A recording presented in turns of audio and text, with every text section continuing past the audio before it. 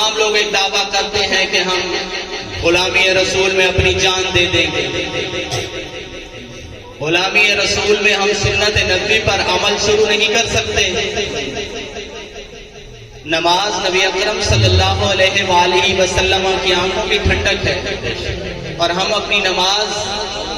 کو ایسے قضا کر دیتے ہیں جیسے اس کی کوئی وقت بھی نہ ہو۔ اگر ہمیں نماز کے لیے جگایا جاتا ہے تو ہم 100 بہانے لے کے بیٹھے ہوتے ہیں، اور جب ہمیں کہا جاتا ہے کہ آپ نے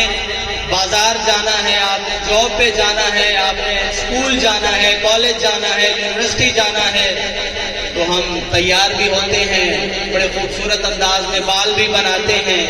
اچھے کپڑے بھی پہنتے ہیں، دنیا داروں کے لیے اتنی محنت کرتے ہیں جس نے ہمیں بنایا ہے،